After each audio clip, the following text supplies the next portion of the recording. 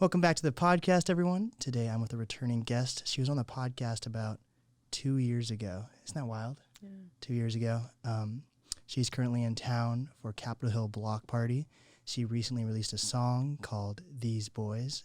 And on this episode, we're just going to catch up, talk about performing at a Capitol Hill Block Party and her new single. Welcome back to the podcast, Thank Laureli. you. I'm excited to be here. There we go. So last time we talked, you were working with Samurai Dell already, but I didn't see you were still like kind of on the come up. Yeah. And it didn't seem like you had too many connections at the time, but now it seems like things have kind of happened like exponentially for you. Yeah, things have been kind of fast. How did that come to be? Who knows? I think the most like life-changing thing was just moving, honestly. The second I got to LA, it was just like a million more opportunities, which is super cliche, but also super real. Right. Seattle's small. When did you realize you had to move to LA? Like as an artist, at least. I sort of felt like it was inevitable at some point. I was definitely one of those people that was like, no, I don't have to go to LA. Like, yeah, it's so boring and cliche. I don't have to do that. And then it got to be like mid-pandemic, maybe like, I don't know, late 2020. And I was living with my mom and my ex at the time. Oh, shit. You guys, the M-Man, you guys broke up? Yes. Wow. And we were just like trapped a little bit, and there was not that much going on, and we were kind of like, well, we got to get out of here. And started looking, and like January 1st, 2021, we were like, all right, 3 months from now. So we just packed up and left. And did you guys move with music connections at all? Or did you just move there and like have to figure things out from scratch? A little bit of both, but so the main reason I actually decided to go for it was because my manager, Austin Santiago, was already living down there. And were you managed by him when we first met, like 2 years ago? I think so. Cool. Maybe.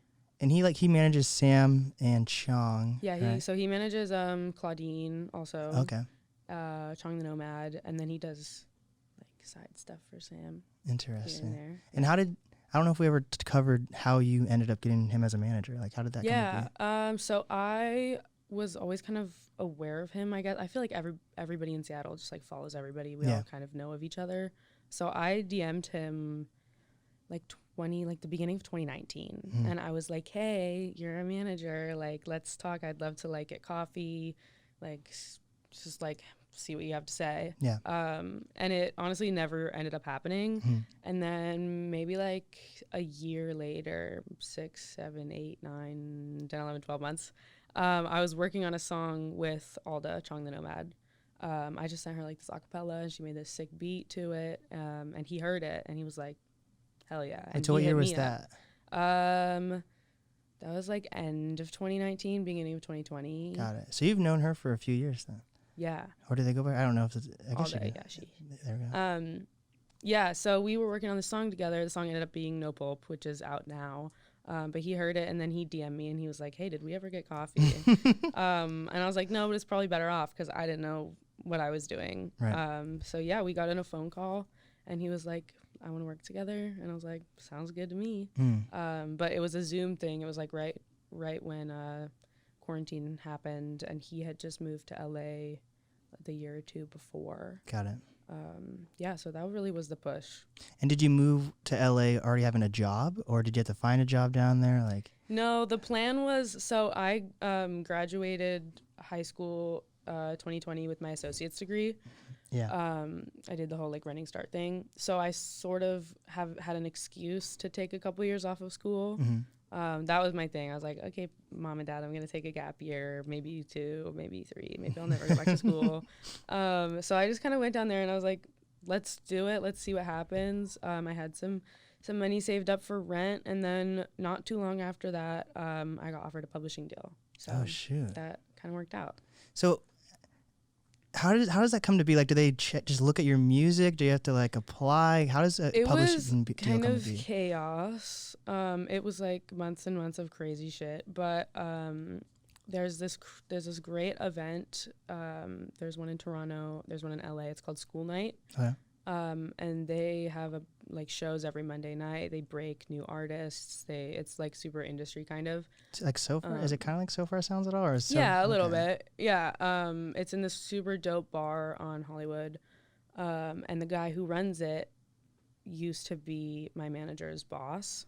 So Austin used to work at the venue. And he just has like all the connections in the entire world. He had been working with this publishing company in Toronto. He scores movies. He runs this event. He like signs artists. He's crazy. And so he had heard my music, and then some indie label, Angry Mob, offered me a publishing deal because just they heard my music and whatever. And so then we kind of used that to leverage this other publishing deal.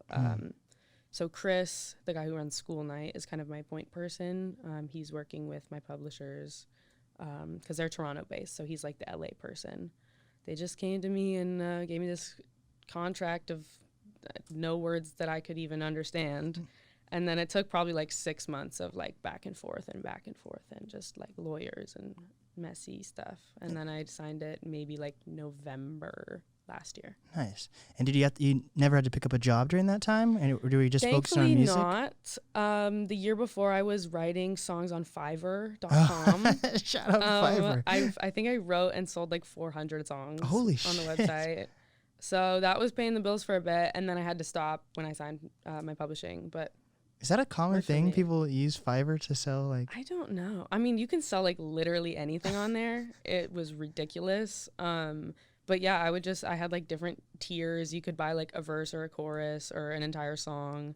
And yet you can't like use my vocals or anything, but I would just like write it and then sing it and then send it to them. And I've had a bunch of people like DM me the songs that they put out and be like, here's how it turned out. Oh, wow. Yeah. How do you build up like your clientele on Fiverr? Because they must like connect with you somehow. I don't know. I think I got lucky. There's not that many people on Fiverr that are selling songwriting. So it's like a little bit of a niche.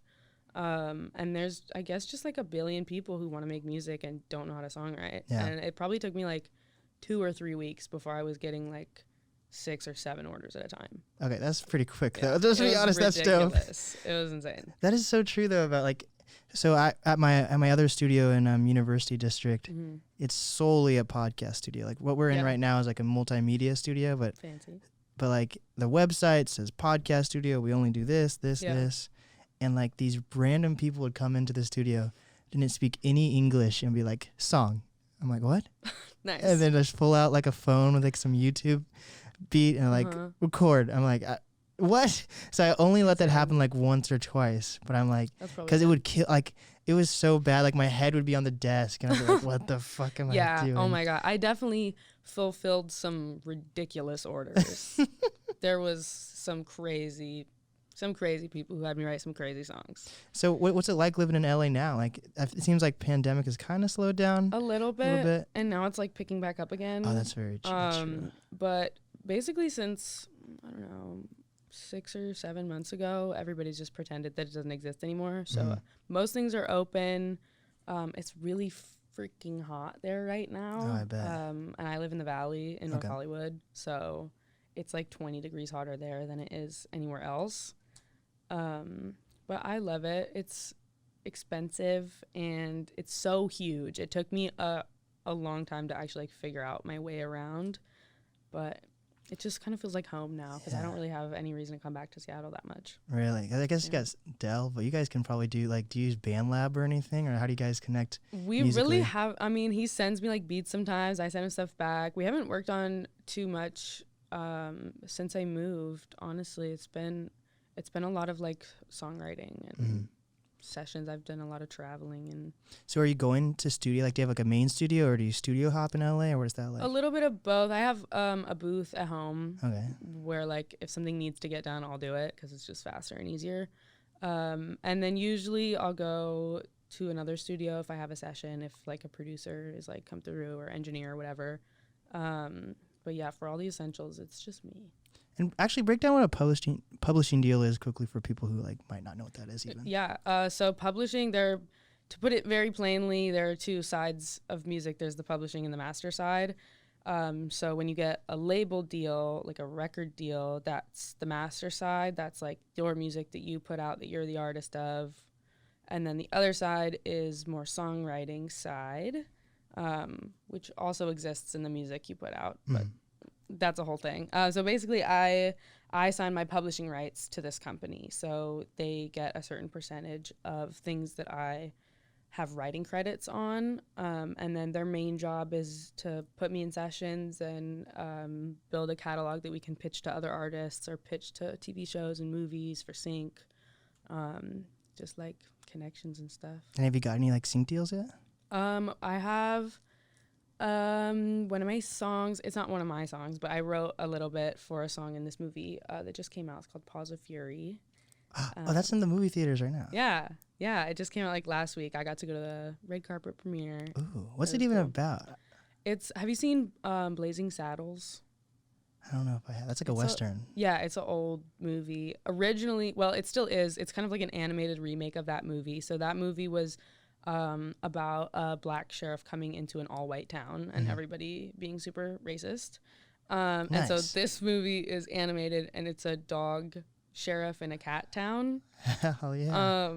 Yeah, so it's really cute. Michael Cera plays the dog. I'm in love with Michael Cera. Oh my gosh. She's the best. Yeah, it was cute. I love it. How would you rate the movie Paws of Fury? That's hard. On like an animated movie scale, yeah. It's like a 7 out of 10. Is it gonna like live up to like Toy Story or something? Do you think this is gonna become like a kid's childhood movie going forward? I don't think it's like a classic. Okay. But it's good. It's like entertaining to watch. It's like, they put in stuff for like adults and whatever. But hell yeah. And where was your song in the movie? It's during this there's this fight scene. There's like this massive like sumo wrestler cat, and they're having this, and he's fighting Michael Cera. So the song's just playing in the background. Interesting. Yeah.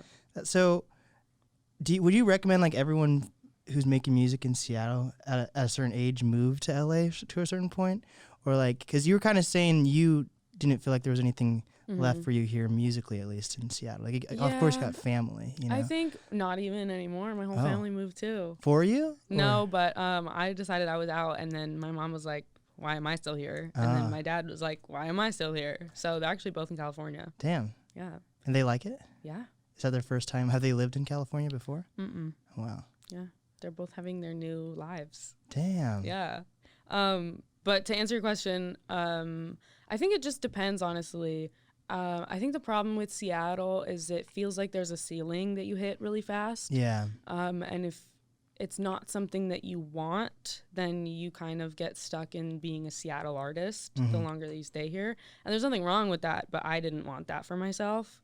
And I think if I had stayed, I would have been just, a Seattle artist. And I feel like once you get there, it's a million times harder to get out of that. 100%. And it's cool that like you were able to notice that as a teenager, like there's people who are just realizing that in their 30s and they're like, fuck, but now I'm starting to have a family and a mortgage and been working like at my job. Like what do you do? Yeah. See, that's why I connected with you like when we first met, because I feel like we were both very hungry for what we wanted to do, and I feel like it's also really cool because a lot of the wrong camera, these camera things I'll figure it out, but like a lot of the earlier people I interviewed, I felt like some hunger in them that I felt in myself, and then it's cool to see how they've grown. And you're a perfect example. Thank you. Yeah, like we did it. We did the interview first here. You're probably in the first 10 interviews as well. That's crazy. Yeah. We've come a long way. Yeah, and like you first told me about Samurai Dell, and then like I guess that's almost been a year ago now that I had him on the podcast. Yeah. But it's kind of a full circle moment to have you back on. So I'm excited that you're here. Me too. So what is it like being how did you get to be part of Capitol Hill Block Party, and what was that like? Is it like I've heard there's a lot of like Macklemore is a good example, like people didn't show him love until he left and then came back. Do you feel like you're kind of getting that?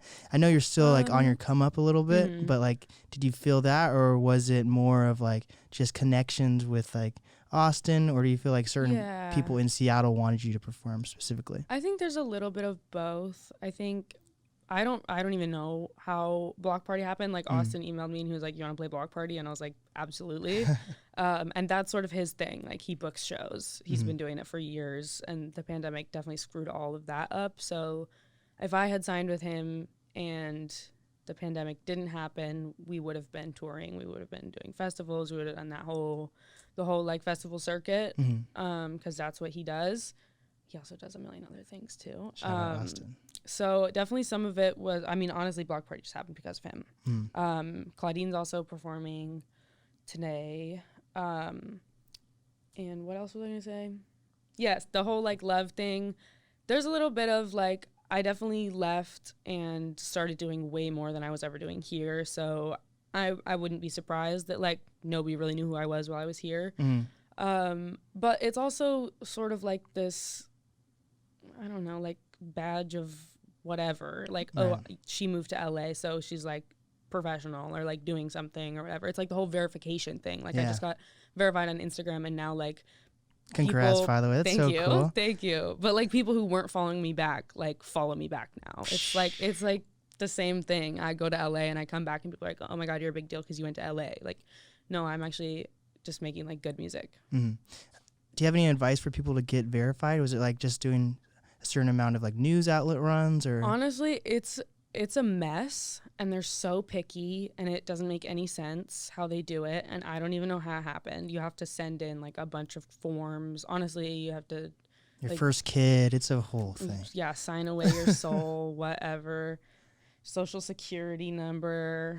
I don't even know. That was also Austin. Shout out Austin. Shout out Austin. Yeah. But yeah, it seems like that's gonna help you get further ahead too. Like you're gonna it's just a little bit of credibility, which is weird that a fucking blue checkmark does that. But I can like comment on everyone's reels and everyone would be like, "Oh my God, who's that?"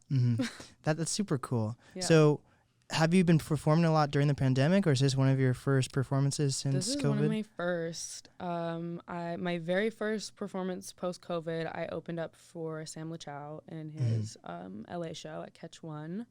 And then my second show was in Toronto, and this is my third. Do you have any like songs with Sam LaChow? Yeah. Oh, you do? It's like Glass House. Two. Is Glass House? Is that what it's called? Yeah. Yeah, I think there's another one that my name isn't on. I don't know. That's cool though. We have a couple things. So, like, how have you like worked on like performing? Like, have you like do you rehearse a lot? It must be kind of scary to like just start going to festivals. Definitely, yeah. I spent a lot of time putting together like a set. I want it to be an experience for sure. When I get back to LA, I'm gonna spend some time looking for a badass female DJ. To just be like kind of my hype girl. Yeah. Because I don't know, a lot of my songs don't really lend themselves to having a live instrument. I wish that would be sick, but I'm just not there right now. So I'm gonna have a DJ in the back. I like have all my songs set up. You know, write the little words that you say to the crowd. Yeah. But yeah, I definitely want it to be a whole experience, and I've just been like running through it over and over again. It's like I listen to it like in my car on the way to the airport. And what's like an average day for you at like in LA? Like are you a mess. Doing music every single day, or this is gonna sound so dumb. Honestly, an average day for me is like I get up and I make coffee and I feed my cat. Okay, what's your cat's name? Pepper. Shout out Pepper. I guess they look like Pepper, I'm guessing, or what? A little bit. She's like a little blue, a little. They're blue? Gray. You know, she's like a Russian blue, but it's like gray, but it's blue. Oh, like those pit bulls. Yeah. Oh, perfect. Okay, there we go. Yeah. So yeah, she wakes me up. I try to go to the gym. I told myself I was gonna go to the gym every single day of July because I'm shooting a video next weekend, and I was gonna go every day, and now I'm here, so I'm not going to the gym. But yeah, maybe go to the gym. Hopefully have a session. Luckily, a lot of engineers like live pretty close to me. Studio City's like the spot, so maybe I'll have a session. It's just a lot of like sitting around, like emails. I think like 70% of my day I'm just like standing in my kitchen on my phone trying to like remember what I was just about to do. And that's it. That's kind of cool though. Like you don't really have to worry about school, and you don't have to worry about another job outside of music. It's definitely nice. I've got some cushion right now. But you know, I'm living alone right now, which was a little bit unplanned. Yeah. About to move soon, so that'll be Like you're moving to like another part of LA, or? Yeah, I think I'm gonna try and stay in North Hollywood. I love North Hollywood. And why is that? Just the people, or? It's just the location's really nice. I don't know, like something about I'm always in West Hollywood. Whenever I go out, it's in West Hollywood, or sessions are in like Studio City or somewhere in Hollywood. So it needs to be easy to get to, but I don't want to live in Hollywood. There's like no chance I'll ever live in Hollywood. There's a billion people, and the second you leave your house, there's traffic everywhere. So North Hollywood is like just over the valley. It's really easy to get anywhere, but it's also like quiet, and there's not that much going on over there. And you drive, or do you Uber places, or how do you get around? Gotta drive. Have to. That makes sense. I did LA tour last year, and I drove all the way there. Like, did you drive when you first moved to LA? Did you drive there? You take what was that like? Yep. It was not too bad. I actually got my second COVID shot the day before. So I drove down with my dad, and Moses drove down with his mom. And my dad ended up driving like 16 out of the 18 hours because I was just like incapacitated, like passed out, like high fever, feeling like a mess. And he was he your main producer or engineer? And what's that like now, like having to work with other people? It was definitely like a learning curve to like figure out how to do stuff on my own. It was also like a push I needed to figure out how to do stuff on my own. And I got lucky with connections. There's a bunch of people that I know in LA help me out. I'm looking for someone to work with more regularly. I would love to find. Gotta look into the camera and say, I'm looking for someone to work. For a really good producer. It would be great to find someone. Right now, I'm just moving around, doing my thing, figuring it out. Honestly, most of the time when I walk into a session, the song is probably not going to be for me anyway. And why is that? I'm super picky, and it benefits everybody to like write a song and pitch it and get paid. So just throw it on the pile. Got it. And is there like certain genres you like more than others? It seems like you do a lot of like EDM type stuff. Yeah. So that's sort of my issue right now, is a lot of the music that I have out or I put out in the beginning doesn't really represent me anymore. So I'm this is what I'm doing with like all these singles, trying to like steer in another direction. I write whatever for whoever, but for me, I like to keep it pop mixed with West Coast hip hop. That's what I'm looking for right now. Very much like Blast X Doja Cat. Oh, that's what you want to release. Yeah, that's sort of what I have in the vault right now. Got it. Yeah. So if you release an album, would you do any EDM on it, or like EDM? Are you using that just for like soul, like singles kind of type deal?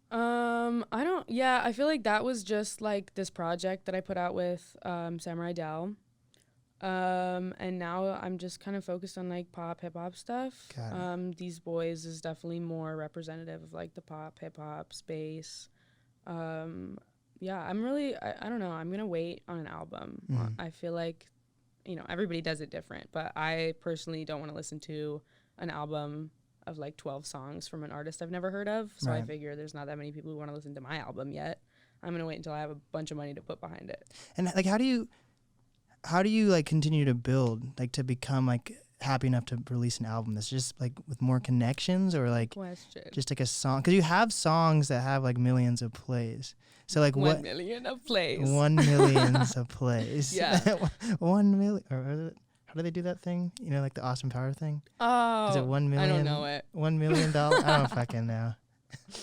Nailed it. So you got 1 millions of 1 millions of plays. Thank you. On a couple songs though, right? Or is it one? Yeah, I think it's 1 on one and then like 500 on another. There we go. Yeah. That's pretty legendary pretty though, cute, right? Cute. So, but are you looking at numbers for you to feel like it's time to release something bigger, or what are you looking for? I think it's a little bit of everything. I definitely want like somebody else's money to put behind it for sure. I'm not trying to sign like any kind of record deal anytime soon. Because if I did, it would be just horrible. But I want to be in a position where people like are anticipating an album. Like I want it to be like my freshman release. Like Right. it's gonna be a moment. I just don't have that moment yet. I think I gotta do the whole TikTok thing. Are you on TikTok? Yeah. Are you like got any success on there? I mean, it's so random. Like the ones that do best are like the most like useless things ever. I posted one about this music video I'm shooting because I needed extras, and I was like, casting call if you live in LA, and I had like 500 people in my Instagram DMs trying to show up to this video shoot. Mm-hmm. Ridiculous. Damn. And there's a lot of like Seattle artists that have moved to LA. Do you connect with them at all? Like Tiger Lily? Yeah, totally. Okay. I mean, Josh is there, Joza. So we have sessions pretty regularly. Honestly, I run into so many people that are from Seattle. I can't even think of any of them right now. And do people like living in LA now, do people tell you're not from LA, or is it like, are you assimilated? I thought so. Like when I first got there, I felt so out of place. I was like walking around. I was like, oh my God, everyone knows I'm not from here. Yeah. But like nobody's from there. Literally nobody. That's very true. Like it's rare that you meet someone who's like, I'm from LA. And if they do say they're from LA, they're not like from LA. They're from like Encino. And have you seen any of those stereotypes of people like trying to screw people over yet, or have you had a pretty solid experience so far? It's funny because there definitely is like this stereotype that everyone's like clout chasing, blah blah blah, and there is you get this sort of like sense like wherever you are that people want something from you. Like they come up with an intention. They come up and they say like, what do you do? It's very much, what can I get from you? What can you do for me in like public social settings? But I also think the people who think that everyone is like that in LA are the people who are like that in LA. Like every person I've met who's complaining about like snakes and fake people and everyone in LA sucks. It's like I go out with them and I see them going up to people and like trying to get things from people. You know, it's like if you have pure intentions and like putting out good energy, like you're gonna find good people. I found good people. How do you, so for me, because I'm literally like a platform, like I identify as a platform, it's easier for me to work with like big artists because I have something to offer. But like, but how do you, if you wanted to work with like a bigger artist, how do you like, I don't know if convincing is the right word, but maybe. I'm just going to say convincing. Like, how do you convince a bigger artist of your worth? Because I don't even, just me saying I have a platform has piqued their interest enough. Right.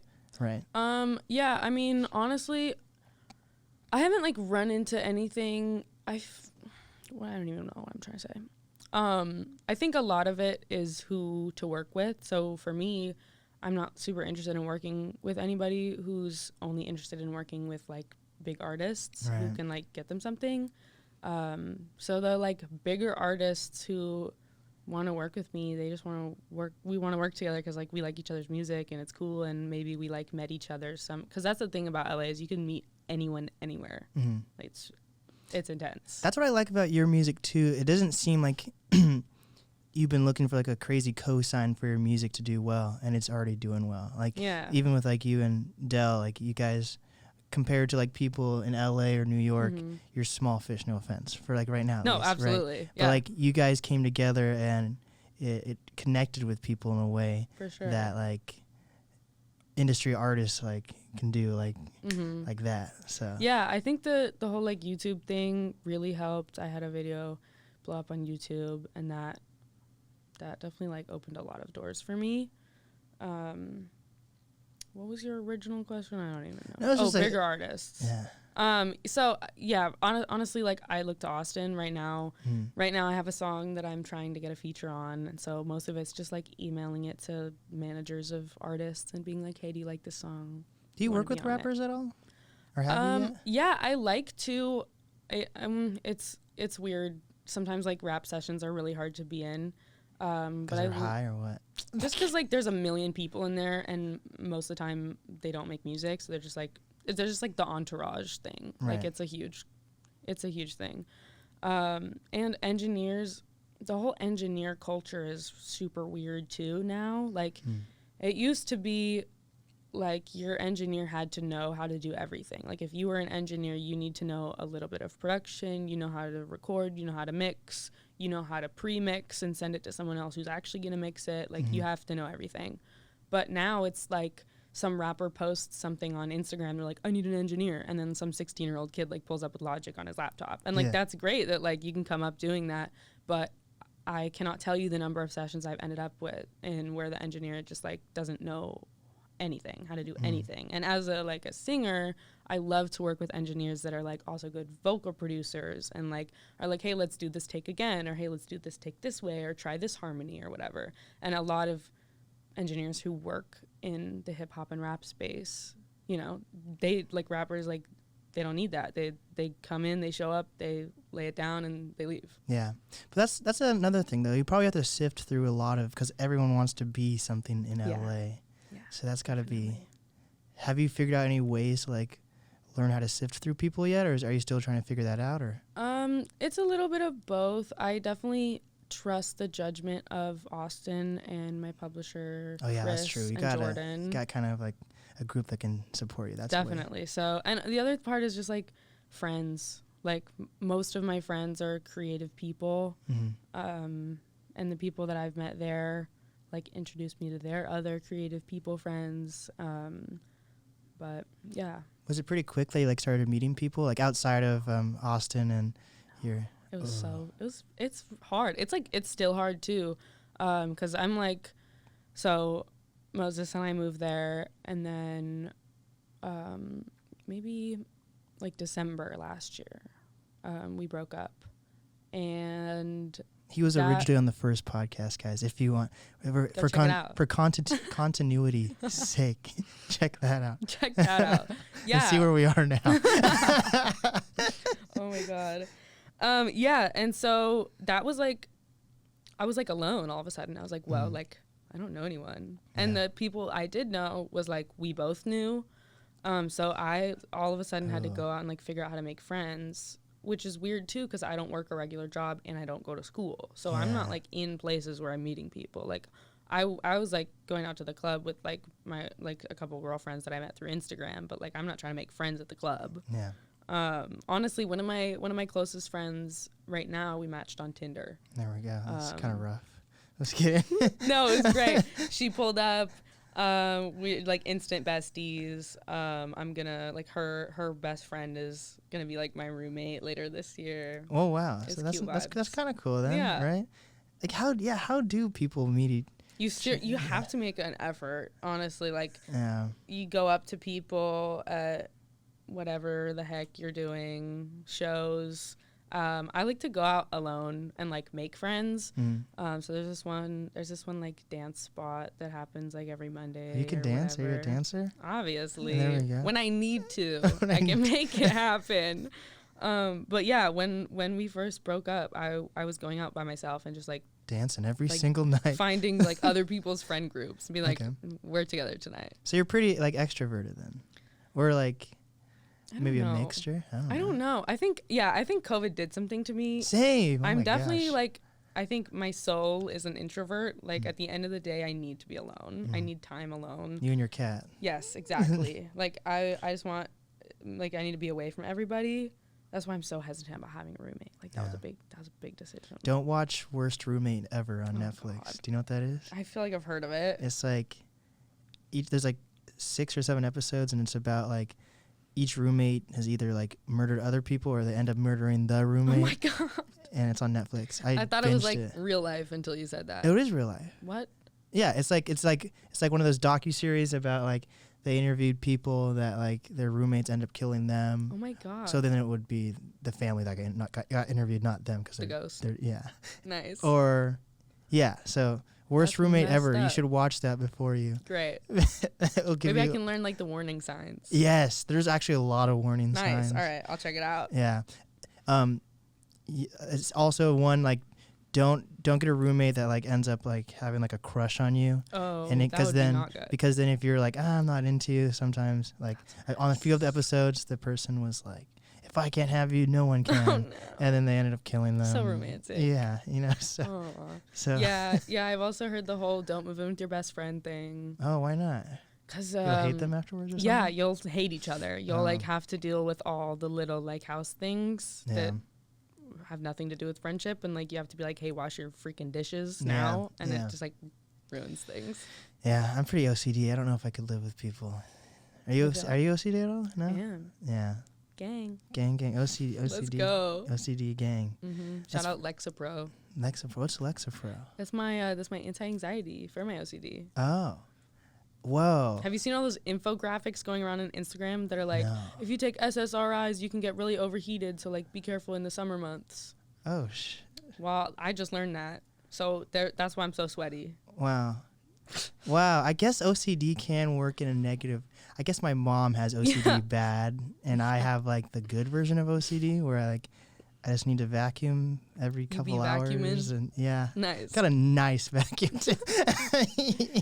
Dude, living alone has made me realize how expensive stuff is. Oh, what about you? Got like Facebook Marketplace or OfferUp? Yeah. Really? Are you good at thrifting? Yeah, I think so. There are just some things like rugs Oh yeah. are like $100+. That's why. Oh, I was telling my friend Ridiculous. like that's what sucks about being. How do I phrase this? Because there's a lot of good things about being a white person. Yeah, no. So this is what we're getting into right now. But it's so hard being white. But like in Seattle, at least a lot of like minorities move to Seattle. Like we got the Ethiopians and all these. So like one of my friends before the pandemic, he's like, "Hey, can you take me to the store real quick?" And he was Ethiopian, and he ended up going to this rug shop. And just because the rug owner knew his mom from high school, he just gave them this huge rug for free. That's and sick. I've had these random adventures with people where they're like ethnic, and then like they know other ethnic people that own businesses, and they just give them random That's sick. free shit. Nice. But I guess you guys got. Yeah, that's not fair. It's not fair.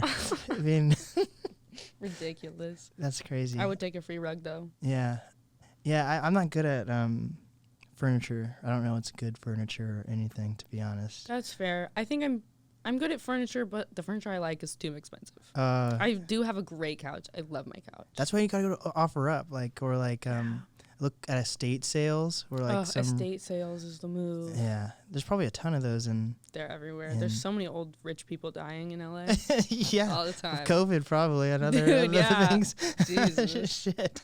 So what are like the biggest differences from like LA to Seattle? There's fires. That's probably There a are big some difference. fires. God, it's insane. It was definitely weird being there in December and it being hot. Yeah. That was strange. My car is filthy. I have to park on the street. And here it's like it'll rain, whatever, but my car has been like caked in dust for probably like 6 months. It's not going anytime soon. But I feel like if it's sunny all the time, I'd want to watch my car. That's an OCD thing of mine. My car is like, when people get in my car, they're like, is this an Uber? Because it's like just so clean. I feel it. The inside of my car is pretty clean. And then the outside is a disaster. Yeah. Not my problem. I don't look at the outside of it. Yeah, I feel Whatever. that. What about gas? Gas must kill you. Gas is killing me for sure. For sure. I spent $85 filling up my tank. Oh. And it takes regular gas. I have a 2017 Ford Fusion. I have a Ford Fusion too. Ford Fusion. Oh my God. I'm 2014 though. Lame. 2017 must be pretty nice though. It's nice. I got it because my other car got totaled. Oh. So kind of sad. In moment. LA? Yeah. What happened? I was actually in Spain when it happened, and Moses, my ex, he got hit by a drunk driver. Oh shit! Like head on, like this, like ridiculous. And my car was just destroyed. Oh my God, that's kind of sad. And I was in Spain in like some cathedral, like just looking around, and I get this phone call, and it's like, oh, your car's done. Like, damn. And the time change, like he was literally like there, like talking to the police, whatever. And I'm like, oh my God, I have to get home and like figure out how to buy a car. I don't know how to do that. Fuck. It was intense. Yeah, you have to like do a lot of adulting now, huh? Yeah. Damn. It's weird. But like, do you see your family a lot? A little bit. Yeah. So my dad is he moved to Palm Springs, and my mom. That's a little bit outside. That's like an hour or two. Like how much of a drive? It's probably 2 hours there, 3 hours back because the traffic's so bad. Okay. And then my mom's in Santa Barbara. Yeah. So that's not too bad. It's like an hour and a half, 2 hours. It's nice. It's like a good amount of space. Yeah. I have like my little LA, and then they're here and here. Yeah. I see them every once in a while. My mom came. I drove up there, and then we flew here together. Oh, so she's going to see your shows. Mm-hmm. That's cool. Yeah, she's doing the whole mom thing. And have you met any like cool artists yet in LA, like famous artists? It's weird. I've met some people who like I followed on Instagram, and that was cool. Actually in New York, I just went to this writing camp a couple weeks ago, and there were like 150 different artists there. I had been following this guy on Instagram for like years. His name is Richie Quake. Okay. And I saw he was coming to the camp, and I had DM'd him like once before to say that I liked his song. That's the finesse, is that you DM somebody, like say something, whatever, and then they respond to it, and then it goes from like a requested DM to their inbox. So then whenever you DM them after that, it goes to their inbox. Right. That's the finesse. I was not trying to finesse, but I liked his song like 2 years ago, so I told him. He responded. I saw he was coming to this camp like 3 weeks ago, and I was like, yo, let's link up, let's make some music, hell yeah. And he was like, yeah, let's do it. So we like linked up, and like I have his number in my phone now. Hey. Like, it was like a weird like full circle moment. That's dope. There's this dope artist, Maddie Noise. She makes sick music, same sort of situation. We met each other at that camp. She lives in LA. I went to the outside of Sean Kingston's house, and let me tell you, it's massive. Massive. Do you know 2K Baby? Yeah. I went to his like birthday party at like some TikTok house. Oh shit. I don't know. Have you been to a lot really of TikTok houses? I've only been to one. No, that was the only one. It's definitely not. It's not what I'm looking to do. So you're not trying to like go into like the influencer culture at all, or are you a little bit? Or I don't know. It's hard. I don't want to be in it. Yeah. I don't. I really don't. There are cool people who like are influencers and do the stuff, but I think in general the whole culture of it, like as a generalized mass, is uncomfortable. Right. What are your goals as an artist? Like, are you trying to be like as big as like Taylor Swift and all that? Like world domination. Yeah, there we go. I can see that. Thank you. And when you start young, you have like the world. Like, look at Justin Bieber is only 28. Dude, that's crazy. Like he's been doing his thing since. He's gonna have a kid probably. That's if gonna he be doesn't weird. Already. Does he have a kid? It's gonna be like, I don't know. Not that he knows of. Oh shit. Yeah, he's married. He'll probably have a kid sooner. Yeah. Or later. That's so weird. I remember when he was a kid. Yeah. Did you know? Okay, so 12 years, like yesterday. Okay. One Direction formed. Do you like One Direction? Okay. Don't we all? But 12 years ago, that's crazy. Yeah. That makes me feel old, and I'm not. That's very true.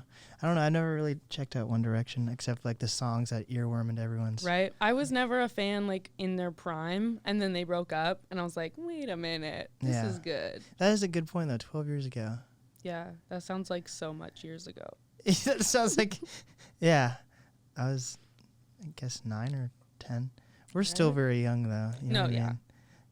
I tell people how old I am, and they just are like, ugh. They're mad about it. It's the tattoos. It is. When did you start getting tattoos? I got my first one when I was 16. Okay. That was this one. Okay. Yeah. And now you're here. Now I gotta fill it up. I got more to go. Oh, are you gonna be like completely like head to toe? I don't think so. Who knows? But I definitely want to finish this sleeve. I want to get something on my back. Yeah. I don't know. Are you like a spur of the moment type tattoo person? A little bit of both. I definitely have some spur of the moment. Like this was unplanned. Yeah. Got a lot of butterflies on you. Just a few, yeah. Just a few. Yeah, and then these were all planned. I drew most of them, and then a couple of them are just like ripped from Pinterest or whatever. And the Neon Tongue, that's one of your songs. Yeah, it's one of my songs. It doesn't exist anymore. Oh, it's gone? Yeah, it's gone. Why? I mean, I have it in like wherever, but it's not out anymore. Honestly, I probably used that song on your intro. So check that check that out. That's sick. I like that song. That's why I got it tattooed. Yeah, you must have. You're like, no, I hate that song. Worst song I ever made. It's a reminder to do better. That's crazy. Well, I'm excited for you. Thanks, Capitol me too. Capitol Hill. You got nice tattoos. Facts. I was at a show yesterday. I DJ'd, and the guy Ryan Van. I guess you don't. Do you know like Seattle artists really? Maybe not like new ones. Like, but do you know like older ones even? Maybe. I don't know. I feel like I don't know because you left before the pandemic, so you're still a teenager, right? Yeah, I left March 2020. So like, I don't know, I don't feel like teens really focus too much on like a lot of like the history of their city. The culture. Yeah. Yeah. It's like, weird. And the whole like Seattle music culture is like, it's weird anyway because there's so many people still clinging on to like the grunge thing that was happening. Yeah. And those same people also frown on what's happening now in like pop and hip hop. Yeah. And there's like this weird conflict of like trying to be like authentic and like roots of Seattle and like the history and then like innovative and like let's do what's popular right now. Yeah.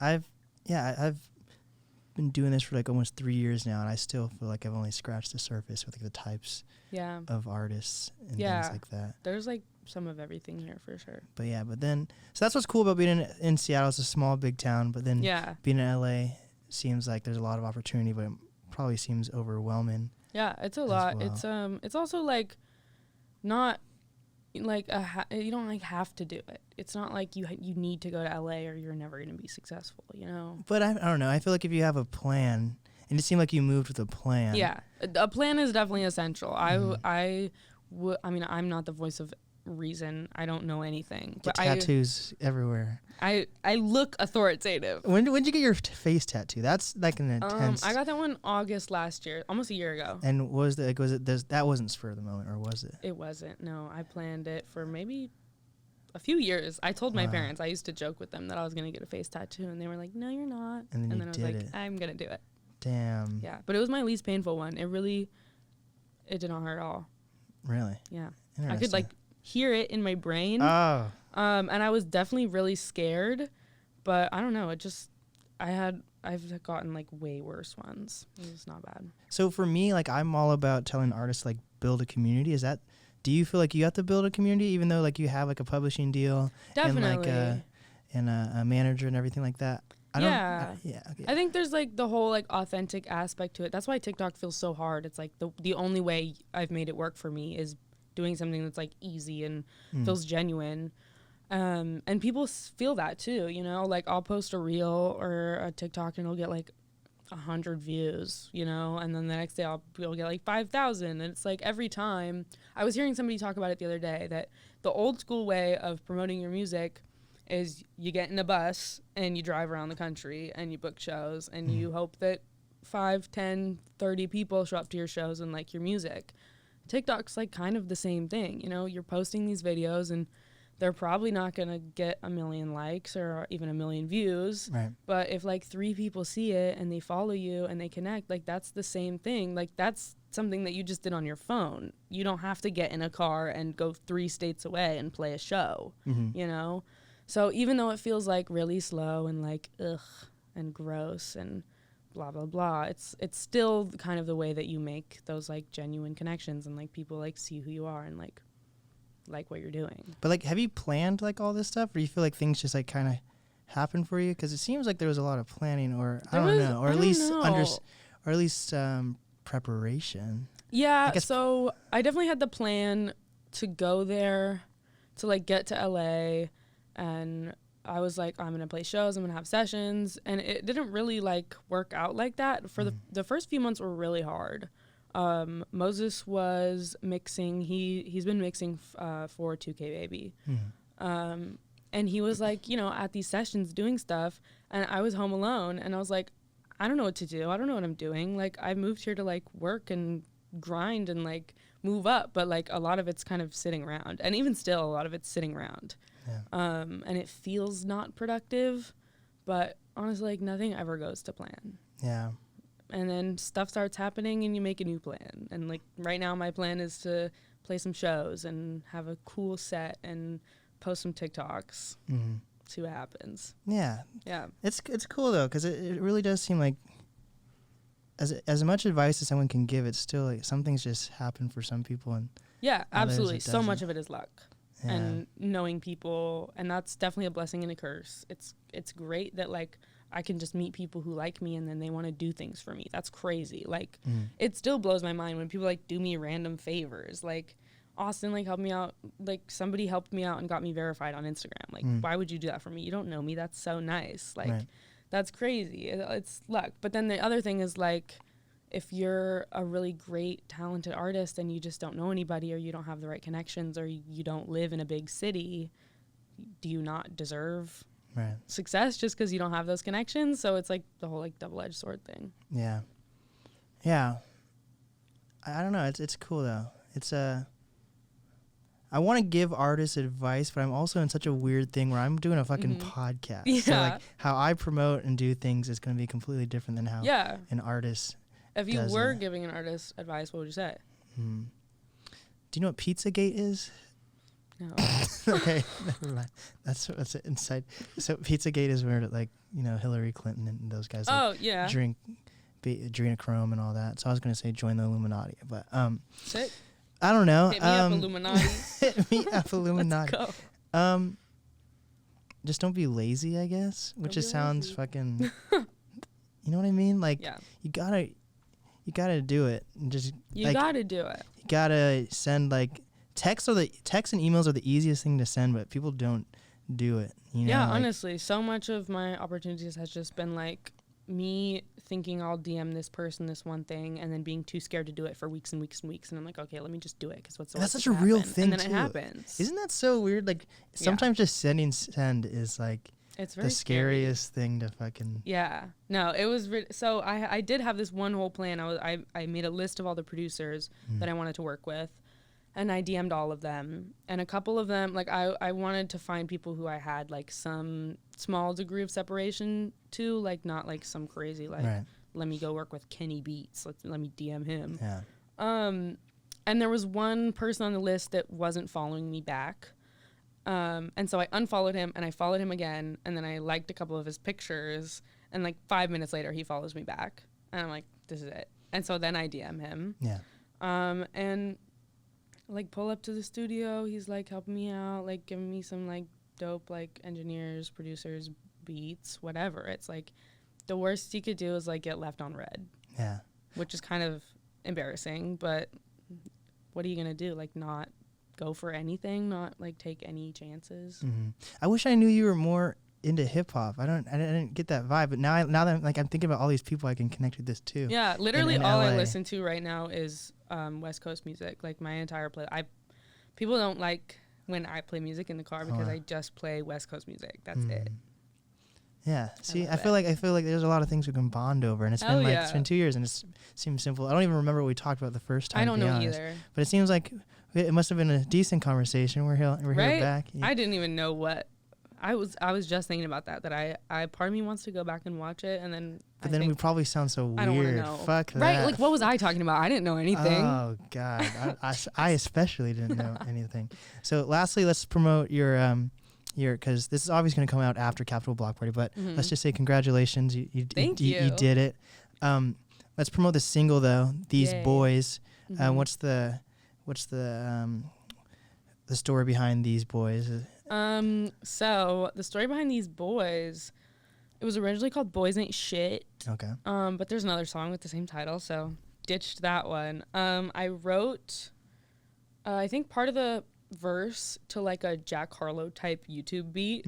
And then it just sat in my computer forever.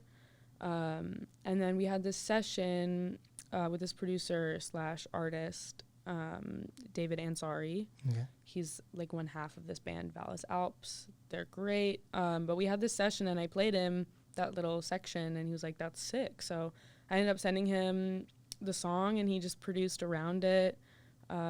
We worked on it for a while. I feel like I've listened to it by now like 10 million times. You still like it, yeah? I still like it. It's still good. But yeah, and then we I had this amazing cover shoot for it. It was great. I got a bunch of girlies together. And I got this female photographer, shout out Molly. And I'm doing the whole thing, you know? So we shot a quick little video, and then for this next video we're gonna do all the same stuff.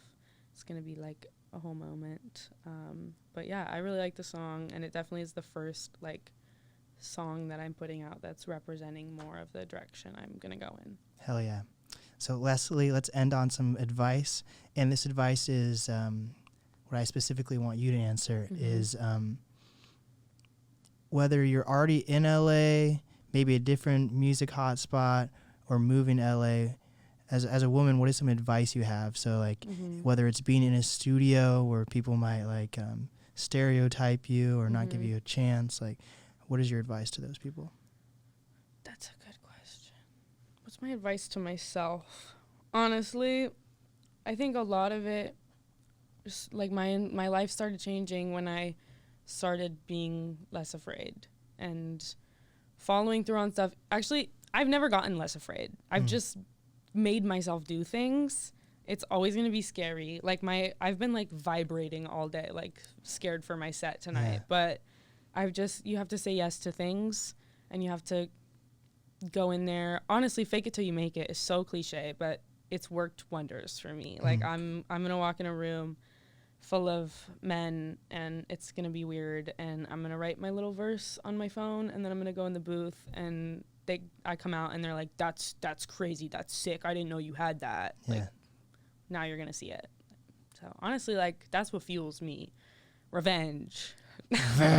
No, but yeah, do stuff, and do it even more if you're scared of doing it. Yeah. And think about revenge. Think about all the people that hate you. Men suck, right? Yeah, these boys ain't shit. Yeah. These boys ain't shit. Say it into the camera. These boys ain't shit. There we go. What is the easiest way for people to reach you? Laureli.o, basically everywhere. There we go. This has been the NAST podcast with, and then wait, how do I want to look at this camera and then you look at that one. There we go. This has been the NAST podcast with Laureli.